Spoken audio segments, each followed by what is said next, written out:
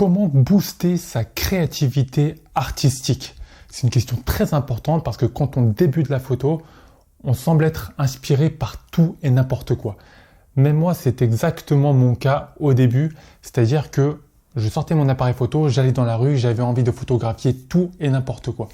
Et c'est sans doute ton cas également. Et arrivé à un certain moment, quand tu commences à progresser lentement mais sûrement, tu te poses des questions à savoir, mais est-ce que ce que je suis en train de faire, c'est vraiment pertinent et est-ce que ça m'aide à progresser? Et c'est là qu'intervient cette question-là, c'est-à-dire comment faire pour booster sa créativité?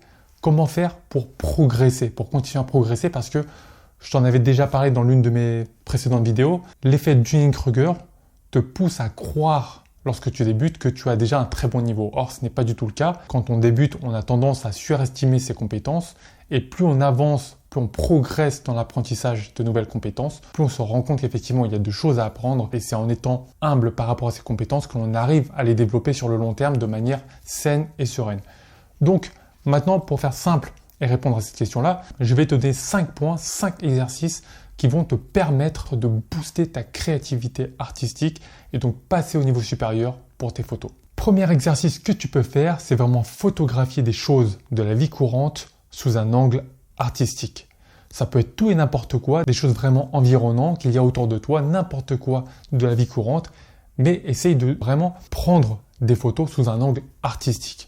C'est-à-dire que ça va vraiment te permettre de jouer et de réfléchir au cadrage, à la composition, à la lumière et ça va vraiment aiguiser ton œil de photographe et donc développer ta créativité par rapport à ça. On peut par exemple prendre une photo de son bureau par exemple, mais essayer de le prendre sous un angle artistique. Donc tu vois ici, essayer de bien placer en fait les différents éléments, de jouer un petit peu sur le bokeh. Tu peux également essayer de prendre ton téléphone portable que tu vas poser sur une table, mettre un petit peu de lumière dans l'arrière pour jouer avec les reflets. Le reflet aussi bien sur la table sur laquelle est posé le téléphone, mais également avec les lumières qu'il y a derrière.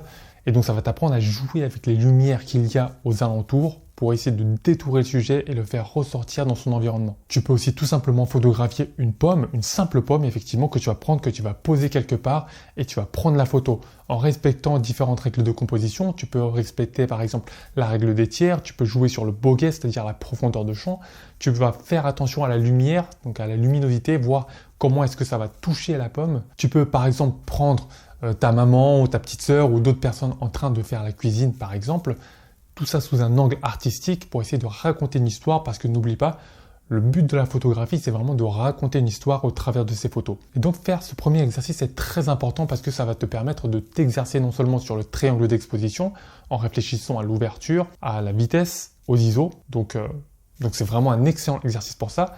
Mais aussi ça va te permettre à chaque fois de réfléchir au cadrage et à la composition, voir ce que tu vas inclure dans la photo ou pas et comment est-ce que tu vas les agencer dans la photo.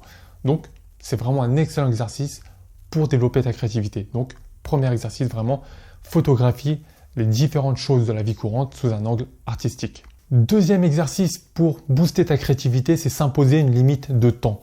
Ça, c'est excellent pour la photo de rue, par exemple. Si tu vas sortir pour faire tes photos de rue, et ça, je le sais parce que ça m'est arrivé extrêmement souvent, lorsque je sors pour de la photo de rue, je me mets à chaque fois un timer. C'est-à-dire que je sais exactement pour combien de temps je sors. Pourquoi? Parce que ça va te forcer à rester concentré. Or, quand on sort pour de la photo de rue sans aucune limite de temps, on va y rester 1 heure, 2 heures, 3 heures, 4 heures, 5 heures. Tu ne vas pas voir le temps passer parce que quand on fait de la photo, on ne voit pas le temps passer. D'une part et d'autre part, tu vas être dispersé par tout et n'importe quoi. D'accord? Donc si tu te mets une limite de temps, tu te dis je vais me mettre 30 minutes ou alors 1 heure maximum. Tu sors et tu vas exactement rester focalisé sur ton objectif, c'est-à-dire revenir avec des photos. Tu sais exactement que ton temps est compté et que si tu rentres sans aucune photo, tu n'auras que perdu ton temps. Donc si tu te mets 30 minutes, c'est 30 minutes, pas 1 minute de plus. Tu mets une alarme, d'accord? 30 minutes, tu sors pour 30 minutes. Généralement, 30 minutes, c'est un peu court. Mais toi, au moins 1 heure. 1 heure, quoi qu'il arrive, même si tu n'as pas réussi à prendre tous tes clichés, tu rentres chez toi. Ça va te forcer pour les prochaines fois à rester focus, à rester concentré et à revenir avec des photos de qualité. Troisième exercice pour booster ta créativité, c'est utiliser une focale fixe.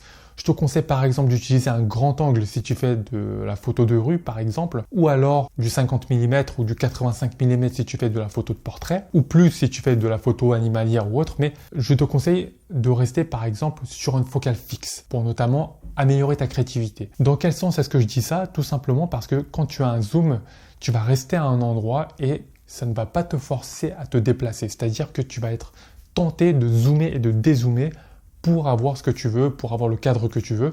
Alors que si tu avais une focale fixe, ça va te forcer à te déplacer. Aller plus en avant, aller plus en arrière, te baisser, aller plus de ce côté-ci, de ce côté-là, ça va te forcer à te déplacer pour trouver des angles différents.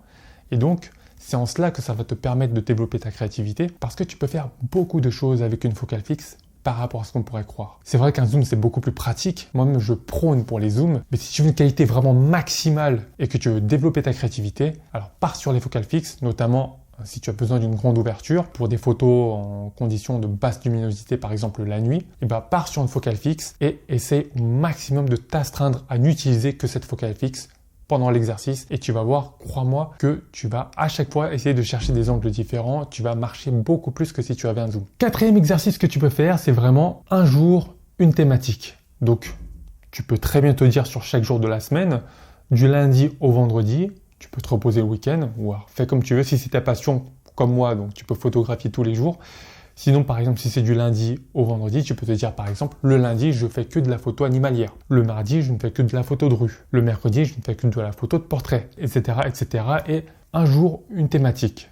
Donc ça va te forcer à ne rester concentré que sur une chose en particulier. Donc ça aussi, ça va te permettre de booster ta créativité parce que tu sais exactement sur quelle thématique te focaliser chaque jour. Enfin, cinquième et dernier exercice pour booster ta créativité, c'est vraiment te focaliser sur un sujet précis. Quand je dis un sujet précis, ça peut être une forme triangulaire, rectangulaire, un rond et tout ça. Ça peut être une couleur, tout ce qui est jaune. Par exemple, tu vas te dire, aujourd'hui, je ne fais photographier, ou cette semaine, je ne fais photographier que tout ce qui est jaune. Ça peut être une voiture, ça peut être un fruit comme une banane, ça peut être un citron, ça peut être des lignes que tu vois, donc des marquages que tu vois sur le sol, ça peut être des macarons comme nourriture, ça peut être des fleurs.